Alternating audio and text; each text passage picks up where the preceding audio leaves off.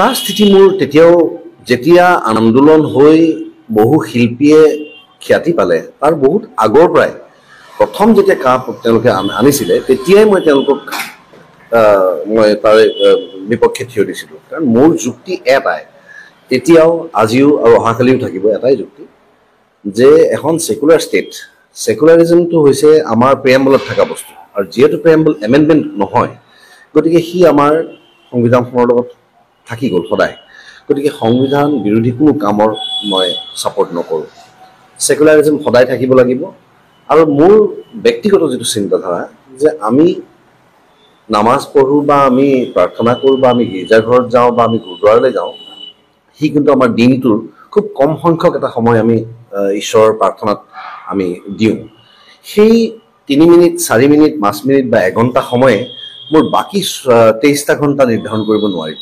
গতিকে মই সেই ধৰণৰ চিন্তাধাৰা মই ভাল নাপাওঁ। মোৰ কথা হৈছে আমি আমাৰ নিজৰ কৰ্মত ব্ৰতী হৈ থাকিব লাগে। আমি আমাৰ প্ৰতিজন মানুহে এটা জাতি আগবাঢ়ি যাবলৈ হ'লে, আজি অসমীয়া জাতিটো আগবাঢ়ি যাবলৈ হ'লে জাতিটোৰ লগত জাতিটোত থকা প্ৰত্যেকজন ব্যক্তিয়ে নিজৰ কৰ্মক্ষেত্ৰত তেওঁলোকে অগ্ৰসৰ হ'ব লাগিব। তেওঁলোকে নিজৰ কৰ্মক্ষেত্ৰখনৰ প্ৰতি সজাগ হ'ব লাগিব, সচেতন হ'ব লাগিব, আৰু তাত তেওঁলোকৰ যথেষ্ট অৰিহণাৰ প্ৰয়োজন। যদি নিজৰ কৰ্মক্ষেত্ৰখনত যদি তেওঁলোকে শ্বাইন কৰিব নোৱাৰে, জিলিকি থাকিব নোৱাৰে, তেতিয়াহ'লে মই ভাবোঁ যে বাকী এই সৰু সুৰা কথাবিলাকত ভাবি থাকিলে আমাৰ সমাজখন আগুৱাই নাযায়, পিছুৱাইহে যাব। গতিকে এনেকুৱা ধৰণৰ কথা চিন্তাধাৰা মই ছাপোৰ্ট নকৰোঁ। গতিকে মই তেতিয়াও ছাপোৰ্ট কৰা নাছিলোঁ, এতিয়াও নকৰোঁ, আগলৈও নকৰোঁ। কিন্তু এটা কথা মই ক্লিয়াৰলি কৈছোঁ এইবাৰ, যে ৰাজপথৰ আন্দোলনটোত মই এবাৰ হয়তো ভাগ নল'ম। কাৰণ মই দেখিছোঁ যে ইয়াৰ পৰা বহু ল'ৰা ছোৱালী ওলাই গুচি আহে বাহিৰলৈ, কিন্তু তেওঁলোকৰ নিৰাপত্তা, তেওঁলোকৰ সুৰক্ষাৰ দায়িত্ব আমি ল'ব নোৱাৰোঁ। পিছত আমি আৰম্ভণিটোহে কৰোঁ, ক্ষতি হয়। গতিকে সেই ক্ষয় ক্ষতিটো যথেষ্ট হ'ল। যোৱাবাৰ আমি কেইবাটাও ল'ৰা হেৰুৱালোঁ, এইবাৰ আৰু সেই ল'ৰা হেৰুৱাৰ মোৰ হেৰি নাই। গতিকে সাংবিধানিক ধৰণে বা আইনগতভাৱে আমি যি ধৰণে যুঁজ দিব পাৰোঁ সেই আমি যুঁজ দিব লাগে। যিসকলে পেছাগতভাৱে তেওঁলোক আজিকালি পেছা বুলিয়েই কৈছোঁ, আচলতে পেছা নহয়, পেছাগতভাৱে যিয়ে ৰাজনীতি কৰে তেওঁলোকে যদি সেই ক্ষেত্ৰত লাগি থাকে ঠিক আছে। কিন্তু আমি আমাৰ প্ৰতিবাদ সাব্যস্ত কৰিবলৈ মোক এটা সুন্দৰ মাধ্যম দিছে চিনেমা, মোক এটা সুন্দৰ মাধ্যম দিছে কলা সংস্কৃতি, যাৰ মাধ্যমেৰে মই প্ৰতিজন অসমীয়াৰ হৃদয় স্পৰ্শ কৰিব পাৰোঁ। মোৰ প্ৰতিবাদ মই মোৰ শৈলীৰ মাধ্যমেৰেই কৰিম। কাৰ স্থিতি মোৰ তেতিয়াও যেতিয়া আন্দোলন হৈ বহু শিল্পীয়ে খ্যাতি পালে তাৰ বহুত আগৰ পৰাই প্ৰথম যেতিয়া তেওঁলোকে আনিছিলে তেতিয়াই মই তেওঁলোকক মই তাৰে বিপক্ষে থিয় দিছিলোঁ। কাৰণ মোৰ যুক্তি এটাই, তেতিয়াও আজিও আৰু অহাকালিও থাকিব এটাই যুক্তি, যে এখন ছেকুলাৰ ষ্টেট, ছেকুলাৰিজমটো হৈছে আমাৰ প্ৰিএম্বলত থকা বস্তু, আৰু যিহেতু প্ৰিএম্বল এমেণ্ডমেণ্ট নহয় গতিকে সি আমাৰ সংবিধানখনৰ লগত থাকি গ'ল সদায়। গতিকে সংবিধান বিৰোধী কোনো কামৰ মই ছাপোৰ্ট নকৰোঁ। ছেকুলাৰিজম সদায় থাকিব লাগিব। আৰু মোৰ ব্যক্তিগত যিটো চিন্তাধাৰা যে আমি নামাজ পঢ়োঁ বা আমি প্ৰাৰ্থনা কৰোঁ বা আমি গীৰ্জাঘৰত যাওঁ বা আমি গুৰুদ্বাৰলৈ যাওঁ, সি কিন্তু আমাৰ দিনটোৰ খুব কম সংখ্যক এটা সময় আমি ঈশ্বৰৰ প্ৰাৰ্থনাত আমি দিওঁ। সেই 3 মিনিট 4 মিনিট 5 মিনিট বা এঘণ্টা সময়ে মোৰ বাকী 23টা ঘণ্টা নিৰ্ধাৰণ কৰিব নোৱাৰিব। গতিকে মই সেই ধৰণৰ চিন্তাধাৰা মই ভাল নাপাওঁ। মোৰ কথা হৈছে আমি আমাৰ নিজৰ কৰ্মত ব্ৰতী হৈ থাকিব লাগে। আমি আমাৰ প্ৰতিজন মানুহে এটা জাতি আগবাঢ়ি যাবলৈ হ'লে, আজি অসমীয়া জাতিটো আগবাঢ়ি যাবলৈ হ'লে জাতিটোৰ লগত জাতিটোত থকা প্ৰত্যেকজন ব্যক্তিয়ে নিজৰ কৰ্মক্ষেত্ৰত তেওঁলোকে অগ্ৰসৰ হ'ব লাগিব। তেওঁলোকে নিজৰ কৰ্মক্ষেত্ৰখনৰ প্ৰতি সজাগ হ'ব লাগিব, সচেতন হ'ব লাগিব, আৰু তাত তেওঁলোকৰ যথেষ্ট অৰিহণাৰ প্ৰয়োজন। যদি নিজৰ কৰ্মক্ষেত্ৰখনত যদি তেওঁলোকে শ্বাইন কৰিব নোৱাৰে, জিলিকি থাকিব নোৱাৰে, তেতিয়াহ'লে মই ভাবোঁ যে বাকী এই সৰু সুৰা কথাবিলাকত ভাবি থাকিলে আমাৰ সমাজখন আগুৱাই নাযায়, পিছুৱাইহে যাব। গতিকে এনেকুৱা ধৰণৰ কথা চিন্তাধাৰা মই ছাপোৰ্ট নকৰোঁ। গতিকে মই তেতিয়াও ছাপোৰ্ট কৰা নাছিলোঁ, এতিয়াও নকৰোঁ, আগলৈও নকৰোঁ। কিন্তু এটা কথা মই ক্লিয়াৰলি কৈছোঁ এইবাৰ, যে ৰাজপথৰ আন্দোলনটোত মই এবাৰ হয়তো ভাগ নল'ম। কাৰণ মই দেখিছোঁ যে ইয়াৰ পৰা বহু ল'ৰা ছোৱালী ওলাই গুচি আহে বাহিৰলৈ, কিন্তু তেওঁলোকৰ নিৰাপত্তা, তেওঁলোকৰ সুৰক্ষাৰ দায়িত্ব আমি ল'ব নোৱাৰোঁ। পিছত আমি আৰম্ভণিটোহে কৰোঁ, ক্ষতি হয়। গতিকে সেই ক্ষয় ক্ষতিটো যথেষ্ট হ'ল। যোৱাবাৰ আমি কেইবাটাও ল'ৰা হেৰুৱালোঁ, এইবাৰ আৰু সেই ল'ৰা হেৰুৱাৰ মোৰ হেৰি নাই। গতিকে সাংবিধানিক ধৰণে বা আইনগতভাৱে আমি যি ধৰণে যুঁজ দিব পাৰোঁ সেই আমি যুঁজ দিব লাগে।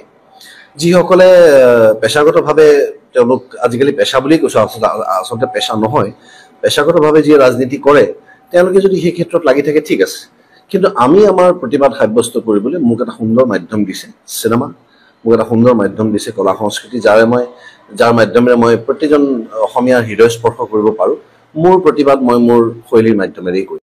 কাৰ স্থিতি মোৰ তেতিয়াও, যেতিয়া আন্দোলন হৈ বহু শিল্পীয়ে খ্যাতি পালে, তাৰ বহুত আগৰ পৰাই প্ৰথম যেতিয়া কা তেওঁলোকে আনিছিলে, তেতিয়াই মই তেওঁলোকক মই তাৰে বিপক্ষে থিয় দিছিলোঁ। কাৰণ মোৰ যুক্তি এটাই, তেতিয়াও আজিও আৰু অহাকালিও থাকিব এটাই যুক্তি, যে এখন ছেকুলাৰ ষ্টেট, ছেকুলাৰিজমটো হৈছে আমাৰ প্ৰিএম্বলত থকা বস্তু, আৰু যিহেতু প্ৰিএম্বল এমেণ্ডমেণ্ট নহয়, গতিকে সি আমাৰ সংবিধানখনৰ লগত থাকি গ'ল সদায়। গতিকে সংবিধান বিৰোধী কোনো কামৰ মই ছাপোৰ্ট নকৰোঁ। ছেকুলাৰিজম সদায় থাকিব লাগিব। আৰু মোৰ ব্যক্তিগত যিটো চিন্তাধাৰা, যে আমি নামাজ পঢ়োঁ বা আমি প্ৰাৰ্থনা কৰোঁ বা আমি গীৰ্জাঘৰত যাওঁ বা আমি গুৰুদ্বাৰলৈ যাওঁ, সি কিন্তু আমাৰ দিনটোৰ খুব কম সংখ্যক এটা সময় আমি ঈশ্বৰৰ প্ৰাৰ্থনাত আমি দিওঁ। সেই 3 মিনিট, 4 মিনিট, 5 মিনিট বা এঘণ্টা সময়ে মোৰ বাকী 23টা ঘণ্টা নিৰ্ধাৰণ কৰিব নোৱাৰিব। গতিকে মই সেই ধৰণৰ চিন্তাধাৰা মই ভাল নাপাওঁ।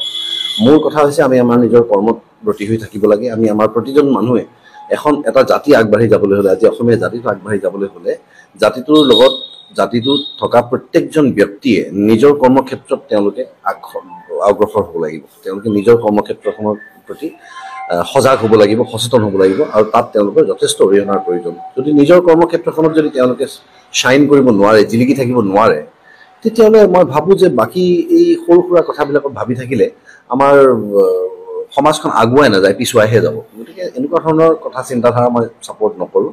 গতিকে মই তেতিয়াও ছাপোৰ্ট কৰা নাছিলোঁ, এতিয়াও নকৰোঁ, আগলৈও নকৰোঁ। কিন্তু এটা কথা মই ক্লিয়াৰলি কৈছোঁ এইবাৰ, যে ৰাজপথৰ আন্দোলনটোত মই এবাৰ হয়তো ভাগ নল'ম। কাৰণ মই দেখিছোঁ যে ইয়াৰ পৰা বহু ল'ৰা ছোৱালী ওলাই গুচি আহে বাহিৰলৈ, কিন্তু তেওঁলোকৰ নিৰাপত্তা, তেওঁলোকৰ সুৰক্ষাৰ দায়িত্ব আমি ল'ব নোৱাৰোঁ। পিছত আমি আৰম্ভণিটোহে কৰোঁ, ক্ষতি হয়। গতিকে সেই ক্ষয় ক্ষতিটো যথেষ্ট হ'ল। যোৱাবাৰ আমি কেইবাটাও ল'ৰা হেৰুৱালোঁ, এইবাৰ আৰু সেই ল'ৰা হেৰুৱাৰ মোৰ হেৰি নাই। গতিকে সাংবিধানিক ধৰণে বা আইনগতভাৱে আমি যি ধৰণে যুঁজ দিব পাৰোঁ, সেয়া আমি যুঁজ দিব লাগে। যিসকলে পেছাগতভাৱে, তেওঁলোক আজিকালি পেছা বুলিয়েই কৈছোঁ, আচলতে পেছা নহয়, পেছাগতভাৱে যিয়ে ৰাজনীতি কৰে, তেওঁলোকে যদি সেই ক্ষেত্ৰত লাগি থাকে, ঠিক আছে। কিন্তু আমি আমাৰ প্ৰতিবাদ সাব্যস্ত কৰিবলৈ মোক এটা সুন্দৰ মাধ্যম দিছে চিনেমা, মোক এটা সুন্দৰ মাধ্যম দিছে কলা সংস্কৃতি, যাৰ মাধ্যমেৰে মই প্ৰতিজন অসমীয়াৰ হৃদয় স্পৰ্শ কৰিব পাৰোঁ। মোৰ প্ৰতিবাদ মই মোৰ শৈলীৰ মাধ্যমেৰেই কৰিম।